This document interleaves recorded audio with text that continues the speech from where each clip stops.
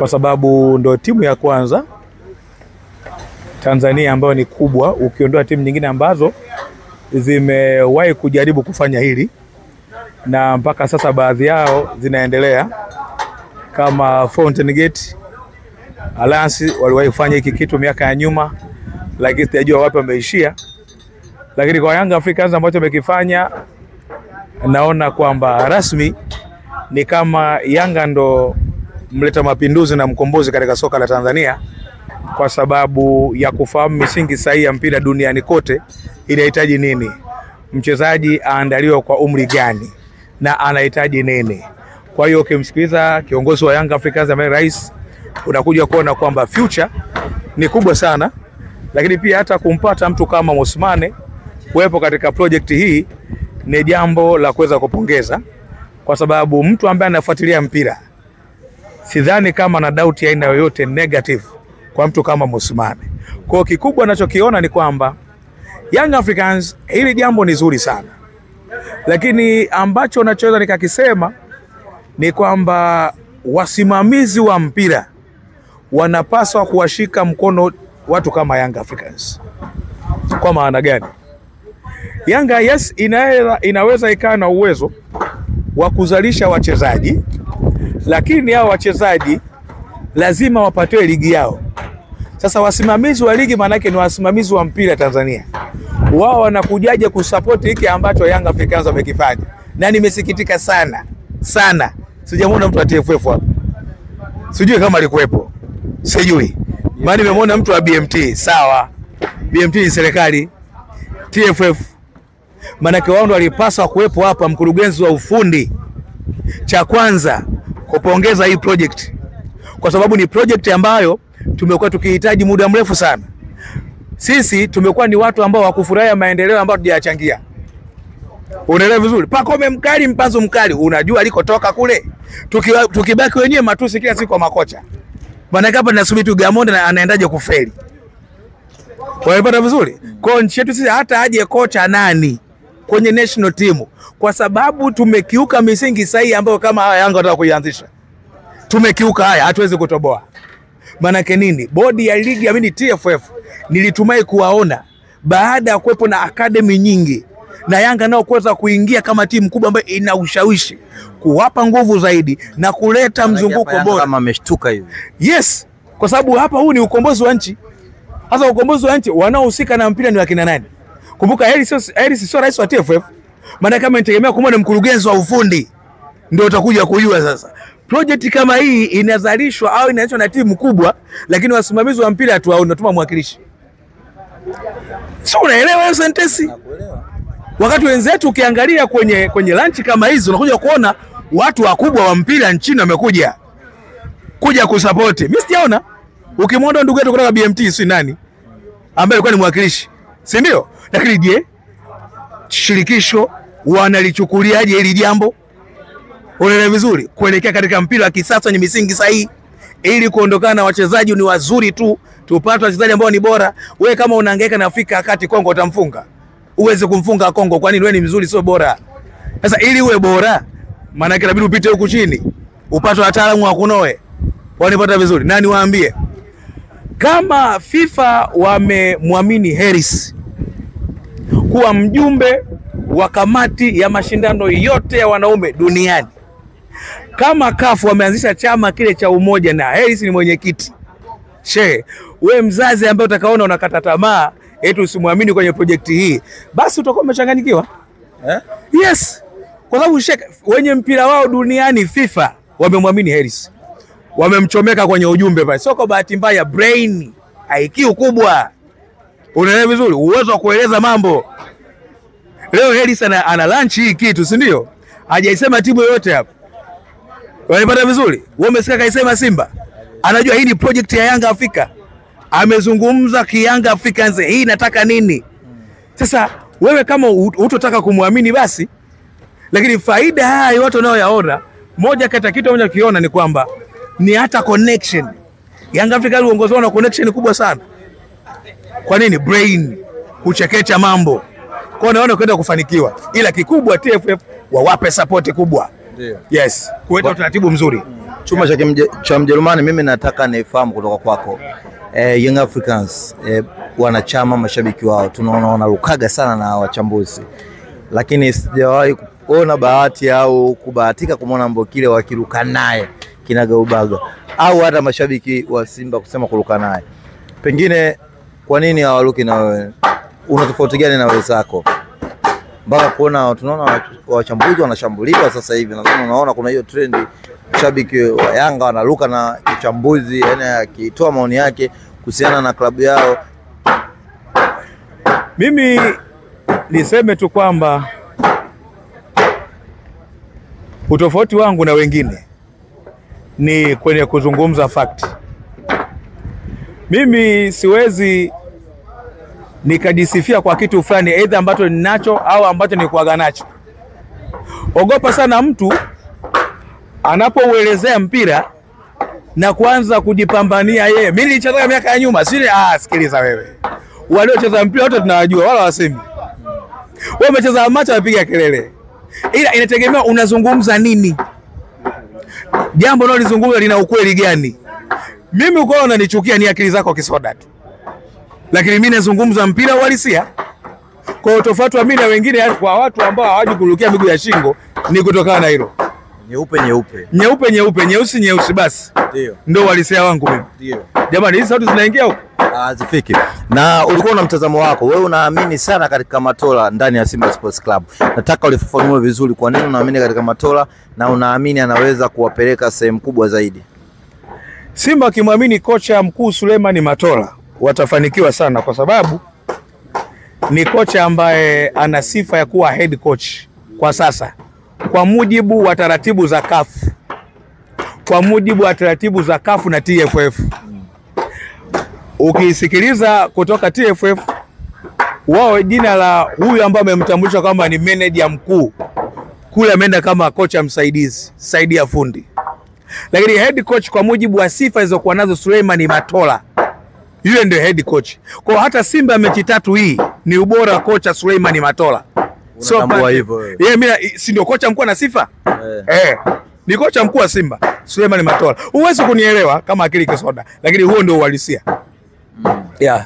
Na vipi sasa uwezo wake? Kwa sababu wao wenyewe wanamtambulisha hivyo kama ni kocha mkuu kwa maana tu kwenye makaratasi, lakini kiuhalisia ni kocha meneja mkuu Pantev ndio anasimama na kuhudumu. Kitu gani sasa ushauri wako ambao unaweza kuwashauri Simba?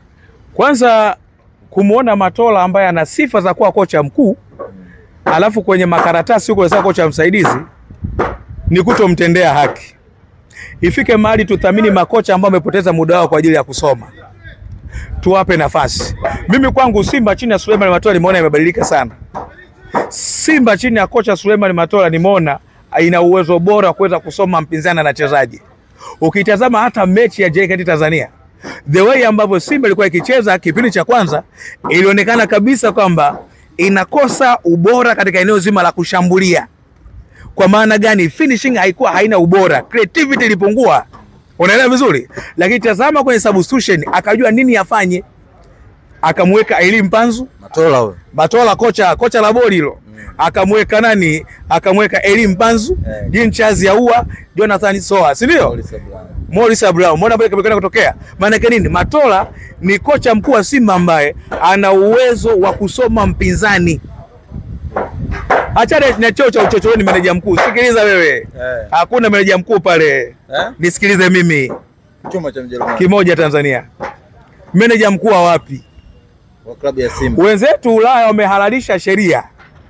Ukisikia Pep Guardiola ni manager, ni kocha utawala, ni kocha mtawala ambaye anahusika kwenye mambo lukuki kwenye klabu. Na kuuliza wewe hapo. Ndiyo. Dimitar Pantev kama meneja mkuu anaweza kumkata mshahara Maurice Abraham? Eli Mpanzu na mechi ucheze, mimi nimesema kama meneja yako. Anafukuzwa asubuhi. Unaelewa vizuri? Maana hata masuala ya kibiashara, wewe si meneja mkuu overall, si ndio? Masuala mazima ya kiufundi yote wewe unahusika hapa. Wewe si ndio meneja? Hamjawahi kusikia meneja Pep Guardiola akamkata mshahara mchezaji? Si mmesikia? Kwa nini? Ni overall manager ambaye ameajiriwa, mambo yote yako chini yake. Sio, unaelewa vizuri? Kwa hiyo tufike mahali tusiwape watu vyeo ambavyo havina uhalisia wa kiutendaji. Yale CEO hakuna kazi anayoifanya. Yaani CEO anakuwa sekretari tu, fungua mlango, funga, weka makablasha, tulia, ondoka zako. Haiwezekani. Wewe CEO, wewe ndio ni boss kwenye taasisi. Una maamuzi. Chief Executive Officer. Upo tu. Sasa cheo cha nini hicho? Utawala, mbona ufuatwe kwenye utendaji? Kwa kwangu mimi namtambua kocha Suleiman Matola ndio kocha mkuu wa Simba kwa mujibu wa maelezo ya TFF. Ndio. Yes. Tuambie, umeonekana kuwa na imani na Matola. Simba amekosa ubingwa kwenye misimu hii mitatu minne hapo. Nafikiri kwenye msimu huu kwa namna ambavyo anacheza, ukiangalia na wapinzani wao wakuu Azam, Yanga, unamuona kuwafikisha katika nchi ya ahadi? Simba kama watatembea kwenye slogan ya nguvu moja, kama wataacha kubaguana. Kumbe wanabaguana. Simba wanaongoza hadi kubaguana, hadi influencer wao. Wako wale influencer wananungunika kwa sababu ya tenda ya Jeruti kwenda mkoani huko kwenye ule msako wa jezi feki. Wananungunika mpaka leo hii. Wako Karume huko na kwingineko.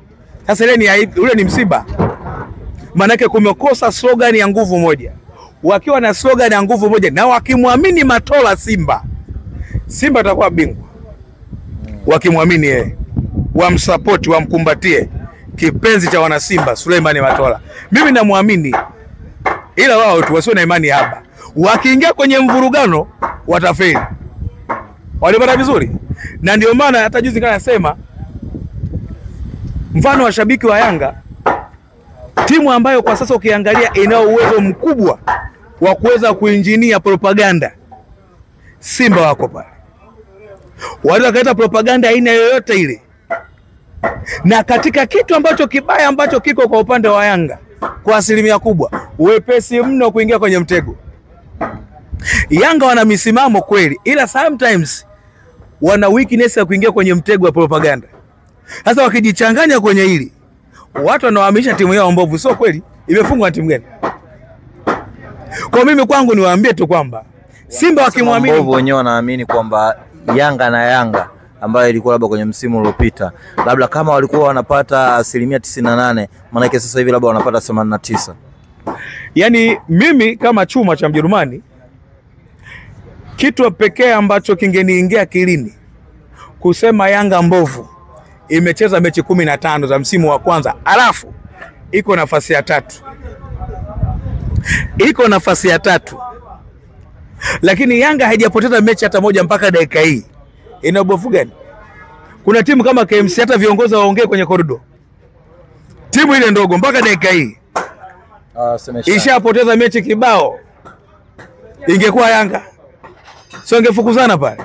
Kwa kuna muda usiingizwe kwenye mkenge wakati unafahamu kabisa kwamba msimu huu una project ya kuweza kuboresha kikosi chako kwa ukubwa wako, kwa sababu umekuwa kwenye ubora wa miaka 4 mfululizo. Huu ni mpira, kuna ups and down. Lakini bado utaki kulisema saizi Yanga mbovu. Kuna up na down. Down ndo hapo sasa hivi au bado wako hapo? Bado Yanga hajafikia kwenye down, bado. Bado. Yaani mimi ikifika mechi 10 imefungwa mechi 3 4 ngapi? Kwa sababu hii Yanga msimu uliopita ilifungwa mechi 2 za ligi kuu na imekuwa bingwa msimu huu. Na vurumai zote za waamuzi ambao wanafanya uhuni kwenye mechi za Simba. Unaelewa vizuri? Lakini bado imekuwa iko bingwa. Sasa leo nadhani kusema timu mbovu ambayo haijapoteza mechi hata moja kama timu ambayo ilipoteza mechi 2 na ikawa bingwa, mimi bado niweke akiba ya maneno kwanza. Ndio maana lisa chuma cha Mjerumani. Kwenye mashindano ya kimataifa pengine namna ambavyo wataenda na ukiangalia perform yao, mchezo wa kwanza nadhani kwenye tarehe 20 na kitu watacheza pale New Amani. Of course najaribu kutazama mechi ya ligi ya mabingwa barani Afrika, ni intensity nyingine. Ushindani wa FAR Rabat sio ushindani wa KMC. Ushindani wa JKT Tanzania sio ushindani wa Petro di Luanda. Maana yake nini? Wachezaji wanapaswa kurekebisha makosa yao. Wachezaji wanapaswa kutumia nafasi ambazo wanakwenda kuzitengeneza. Moja kati ya msiba ambao nauona katika timu zetu zote 4 msimu huu. Msiba? Moja kati ya msiba na uona katika timu zetu zote msimu huu, michuano ya kimataifa kama zisiporekebisha changamoto ya kutumia nafasi, ni msiba mzito sana. Ligi ya mabingwa na kombe la shirikisho. Kwa sababu robo manake. Ndio maana nasema kama hawatajirekebisha haitakuwa mbaya kwao, kwa sababu ukifuatilia Yanga imepoteza nafasi nyingi sana za magoli. Ukifuatilia Simba imepoteza nafasi nyingi sana za magoli. Ukifuatilia Azam, Singida, bado unakuja kuona makosa ya kushindwa kutumia nafasi ni mengi sana. Sasa unapokwenda kukutana na intensity ya group stage, maana yake unapaswa kuwa na umakini sana. Goli moja ama ushindi wa goli moja ni muhimu sana kuliko kupoteza. Kwa sababu huku tunasaka alama 9 au 19. Baada hapo umeenda tu inayofuata. Sasa ukifeli, nini kinafuata? Wasalimie umeshatoa makundi. Maana yake wanapaswa kujirekebisha zaidi.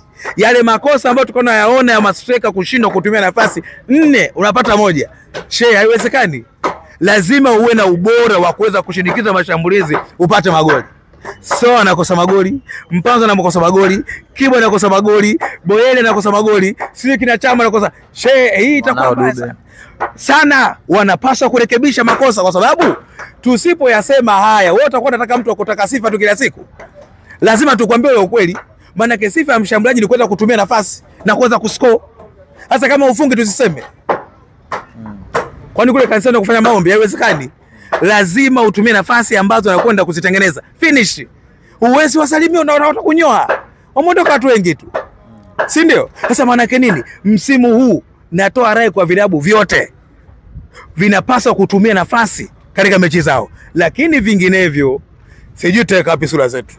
Yes. Tukawa ndo mwaka kutia aibu. Rekodi ya kuingiza timu 4 hatua ya makundi tukaitendee haki kwa timu zote. Kumbuka hapa timu zetu zinawakilisha nchi katika mashindano ya kimataifa. Hii sio ligi kuu. Zikapambane kutumia nafasi ambazo wanakwenda kuzitengeneza. Finish. Shukrani. Mimi naondoka. Kila laheri. Wasalimia. Leo birthday yangu bwana. Wewe. Si umemkataa mwanamke yule? Mwanamke gani tena? Alafu punguza uhuni. Huu sio mwili wako yule. Wewe wangu upi mzee? Mwili wangu. Nakuona. Unapenda sana mambo. Punguza mambo. Mambo gani Chuma? Hapa sasa mnafiatuana huku kwenye online zenu. Nitakucheki mchoko kitiki. Haya. Naenda kwenye press.